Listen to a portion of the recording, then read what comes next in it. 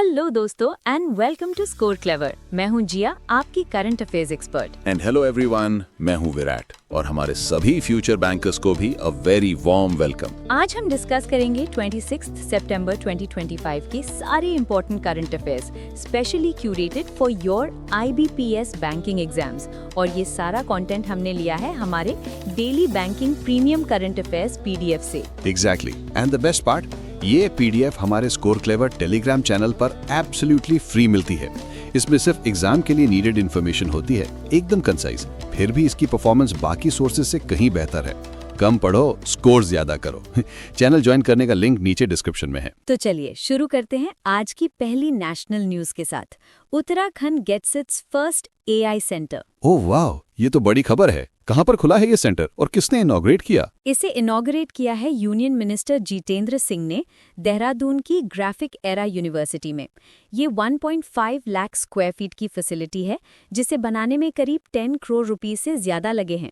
And Virat, ये उत्तराखंड का पहला डेडिकेटेड AI रिसर्च सेंटर है। इम्प्रेसिव। और क्या क्या है इसमें? It includes an Apple iOS development center and an NVIDIA AI computing facility. But the most important point for exams is that Graphic Era University को इंडिया का पहला generative AI ready campus designate किया गया है with support from Amazon Web Services, AWS। मतलब अब पहाड़ों में सिर्फ ब्यूटी नहीं, ब्रेन्स भी मिलेंगे। ऑसम। चलो नेक्स्ट टॉपिक, इकोनॉमी पे आते हैं। हाँ, तो इकोनॉमी सेक्शन में CAG यानी controller and auditor general of India की एक बहुत इंपॉर्टेंट रिपोर्ट आई है। ओके, सो CAG यानी controller and auditor general of India, Bharat सरकार के चीफ अकाउंटेंट, राइट? तो उनकी रिपोर्ट में क्या है? रिपोर्ट का नाम है स्टेट फाइनेंसेस 2022-23 अ डिकेडल एनालिसिस। इसके अकॉर्डिंग FY23 में 16 स्टेट्स ने रेवेन्यू सरप्लस रिकॉर्ड किया, जबकि 12 स्टेट्स रेवेन्यू डेफिसिट में थे। सरप्लस एंड डेफिसिट, आसान भाषा में सरप्लस मतलब आमदनी ज्यादा खर्चा कम और डेफिसिट मतलब खर्चा ज्यादा आमदनी कम, राइट? बिल्कुल सही। रिपोर्ट कहती है कि 28 स्टेट्स की total revenue receipts rupees 35.1 lakh crore थी। इसमें स्टेट्स ओन टैक्स रेवेन्यू यानी SOTR का शेयर 48% था, यूनियन टैक्सेस का 27%, सेंट्रल ग्रांट्स का 17% और स्टेट्स नॉन टैक्स रेवेन्यू यानी SNTR का 7.80% था। Got it. और टोटल खर्चा कितना था? टोटल एक्सपेंडिचर था रुपीस 42.44 लाख करोड़। इसमें से 85% रेवेन्यू एक्सपेंडिचर था, जैसे सैलरीज, पेंशन्स वगैरह, और 15% कैपिटल एक्सपेंडिचर यानी एसेट क्रिएशन, जैसे रोड्स, ब्रिजेस बनाना। तो टॉपर कौन रहा सरप्लस में और सबसे ज्यादा डेफिसिट किसका था? हाईएस्ट रेवेन्यू सरप्लस रिकॉर्ड किया उत्तर प्रदेश ने 37,000 करोड़ का, सेकंड पर गुजरात और थर्ड पर उड़ीसा। और सबसे बड़ा डेफिसिट था आंध्र प्रदेश का 43,488 crore, followed by Tamil Nadu and Rajasthan. एक और इम्पोर्टेंट पॉइंट है इस रिपोर्ट में, टोटल रेवेन्यू डेफिसिट ग्रांट्स में से सबसे बड़ा शेयर 15.76% वेस्ट बंगाल को मिला। चलो अब आते हैं सबके फेवरेट सेक्शन पर, बैंकिंग। बैंकिंग एस्पिरेंट्स कान खड़े कर लो। पहली खबर है, PayRupee has partnered with BriskPay। Okay, so PayRupee ने BriskPay के साथ पार्टनरशिप की है। What is BriskPay? BriskPay एक licensed payment aggregator for cross border यानी PACB है। इन दोनों ने मिलकर एक यूनिफाइड प्लेटफॉर्म लॉन्च किया है for domestic and international payments. Basically global trade करने वाले बिजनेसेस और इंडिविजुअल्स के लिए one stop solution. Great. Next news is even bigger. Razorpay integrates Apple Pay. Yes, and with this, Razorpay has become the first Indian payment aggregator to integrate with Apple Pay. इससे Indian merchants international customers से cross border payments easily accept कर पाएंगे। Fantastic news for Indian businesses. और Razorpay के बारे में कुछ static points भी नोट कर लेते हैं। फाउंडर्स हैं हर्षल माथुर एंड शशांक कुमार। सीईओ भी हर्षल माथुर हैं। 2014 में एस्टैब्लिश हुआ था and it is based in Bengaluru. Virat, इतनी सारी न्यूज़, इतने फैक्ट्स, एस्पिरेंट्स को याद कैसे रहेगा ये सब? एग्जैक्टली जिया, और इसीलिए तो है score Clever app Google play store पर अवेलेबल है। दोस्तों, अगर आपको करंट अफेयर्स और जीके इजीली मेमोराइज करना है तो this app is a game changer. हाँ, इसमें एक ऐसी यूनिक न्यू लर्निंग टेक्निक है कि आप जो एक बार पढ़ेंगे वो कभी नहीं भूलेंगे।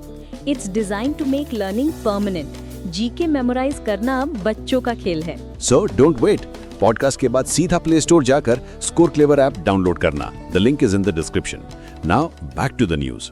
Next section, agreements.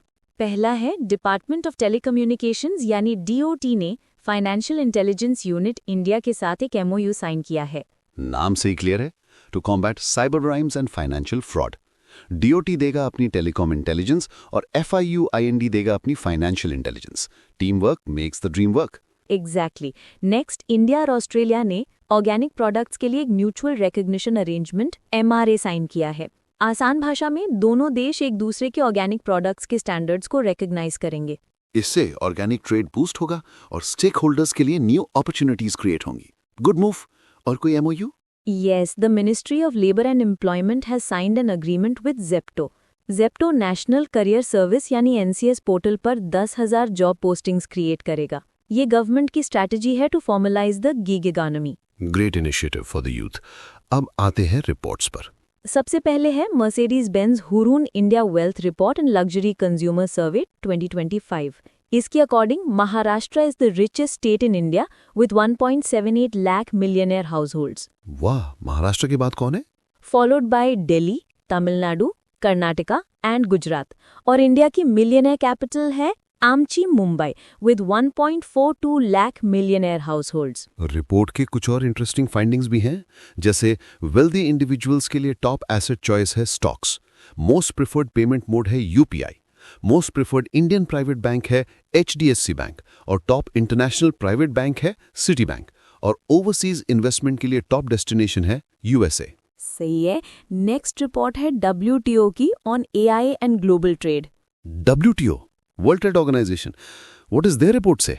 रिपोर्ट का टाइटल है making trade and AI work together to the benefit of all. It projects that AI could increase global trade by 34 to 37% by 2040 और global GDP में 12 से 13% का इंक्रीज ला सकता है। Huge numbers.